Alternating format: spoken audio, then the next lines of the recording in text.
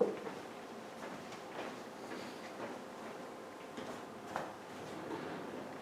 hello class. Welcome to this video about theories, specifically intrapersonal theories of conflict. And let me just talk about that term intrapersonal. What's meant by that is our communication within ourself.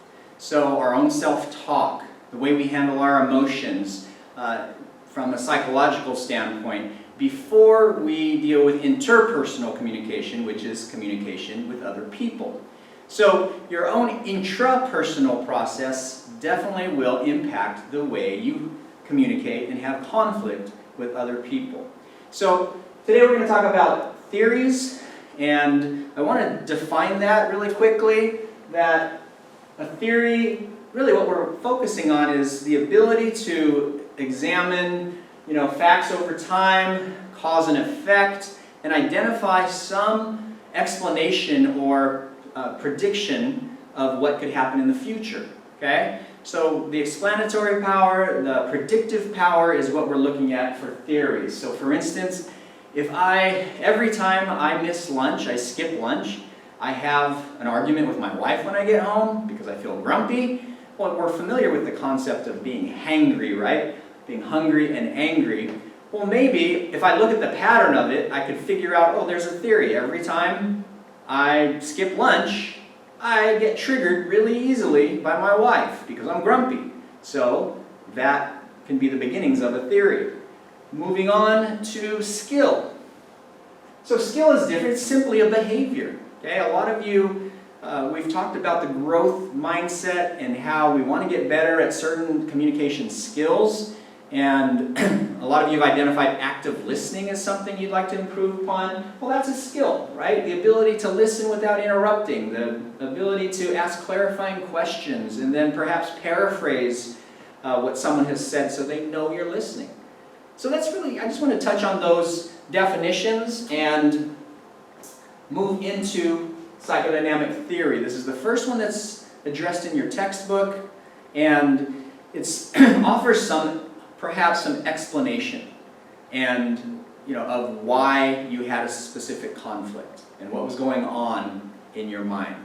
So it comes from Sigmund Freud, and he basically states that because of tension arising from internal psychological and emotional mental states, you have to deal with that tension in some way. And that tension manifests itself in a variety of ways. And that tension is caused by the id, and the id as well as the superego.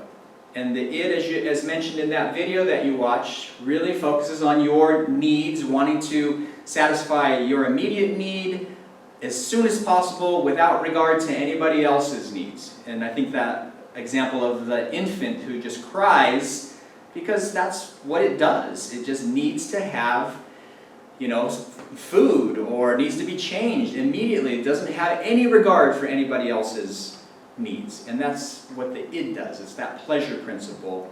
And it causes tension with the superego. That is really the ego, or the component of this equation that tries to get you to do the right thing, to honor a moral code or a responsible, your responsibilities. It's what makes you feel guilty when you skip class when you know you should have gone to class, right? That's what's happening with the superego. And then, of course, just to quickly summarize, the ego tries to really negotiate or mediate between the id and the superego in a way that satisfies them both, which is very difficult, right? To really focus on reconciling the desire of the id as well as the constraints of the superego. And oftentimes this happens, it's not a realistic, it's not realistic to be able to satisfy both of those needs, and will create defense mechanisms, as it's talked about, which is a distortion of reality. That's the ego's way of protecting you frequently from unacceptable urges or, trauma, pain, or, I also think that it can keep you from things that would hurt your self-esteem, right?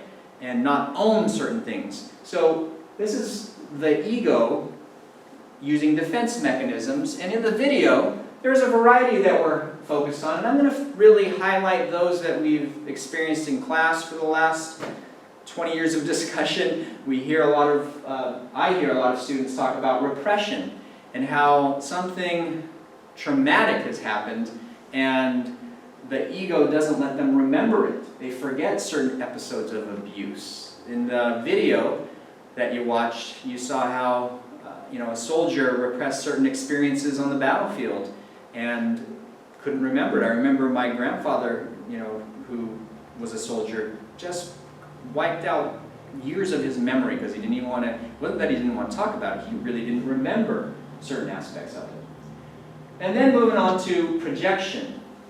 Disguises one's own threatening impulses by attributing them to another. Okay? So if you feel uncontrollably angry, but you don't want to own that feeling, you want to act like you're cool, calm, and collected, you might say, hey, you're the one who's angry, okay?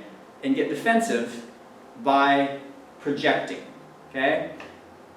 Raising 4 kids, so many times they would say, when I tell them to take a nap, I'm not tired. I think you're tired, Daddy. And that's just another example of projecting. And you probably could come up with many examples. I wish I had you in class to discuss these. But if you have any questions, I know I'm running through these pretty quickly, please email or Zoom me on Friday mornings. I'll be happy to answer them. Moving on to rationalization. Self-justifying explanations is really what we're looking at, okay? And remember that defense mechanisms are largely unconscious. We don't know that we're doing them, but rationalizing can be a bad habit. I hear students say, oh, I was late because of traffic or because of parking. It's like, well, how about owning some of that and saying, hey, I could have set my alarm earlier and made sure that I got here on time. That is considered rationalizing. Also, think about, I think our litigious society suffers from rationalizing frequently. So for instance, you've probably heard of the person who sued McDonald's because as they're driving out with their coffee, they spilt it on them, and burnt themselves. And so it's McDonald's fault for having coffee that's too hot, and they take them to court. So I think there's a example of rationalization there. Moving on to regression, okay? And again, we're talking about dealing with anxiety, and really anxiety and tension. I think anxiety is a kind of tension.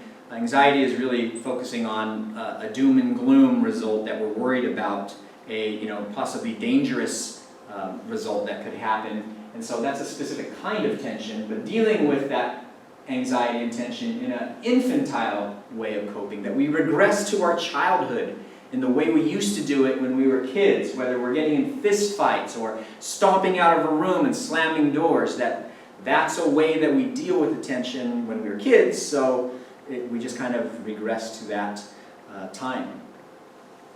Moving on, sublimation I think is a really important idea because it turns these unpleasant energies, Freud called them these psychic energies, into positive or useful ones, this tension, this anger. So instead of taking it out on one another, you do it, you vent it in a healthy way, whether it's running or art or through music, reading, etc.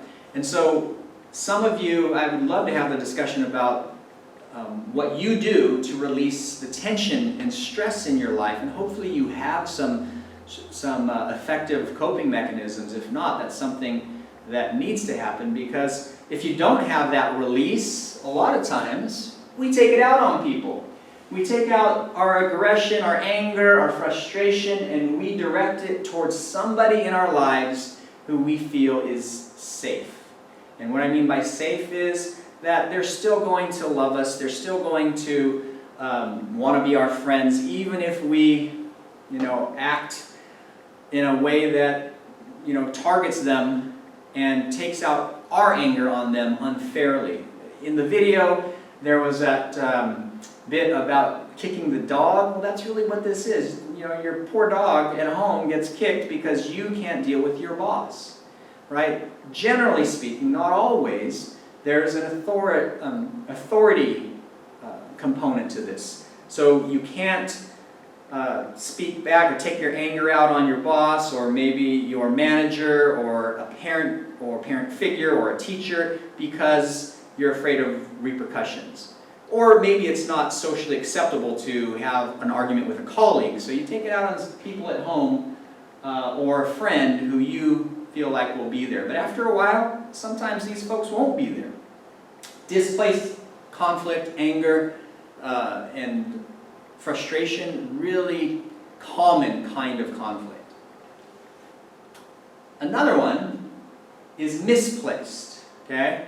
Misplaced is different than displaced because misplaced is when you argue about safer issues.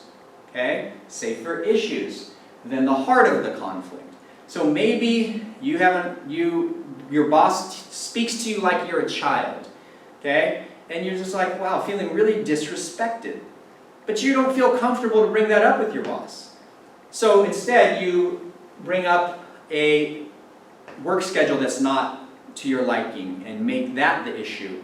And in that way, it's a bit more acceptable, it's a safer issue. So hopefully, these defense mechanisms are understood. It offers some explanation, perhaps. And if you were all here in this class, we would talk about these specific questions. Are there situations in your life where you are more likely to displace your anger or conflict with another person than to deal with it directly? Okay? Give an example. If you take one thing from this class, understanding displaced conflict and anger would be an important concept to take with you. What can you do to improve this pattern? What are other defense mechanisms you have experienced? Now, of course, I'm going to be offering a discussion board online to deal with these. But in class, if we were here face-to-face, I'd ask you about misplaced conflict and what was the root cause, and of course, what was the safe issue. So hopefully that summarizes psychodynamic theory so that you can understand how we relate it to conflict management and communication, how the tension, frustration that builds up in your mind through grappling between your needs and the needs of other people, as well as your feeling of responsibility, your guilt perhaps, can lead to other conflict, and understanding that, the dynamics of that. So anyway, the next video, I'll address the other two intrapersonal communication theories in conflict. And if you have any questions, please email or Zoom in and ask them. I really want to answer these. Have a good day.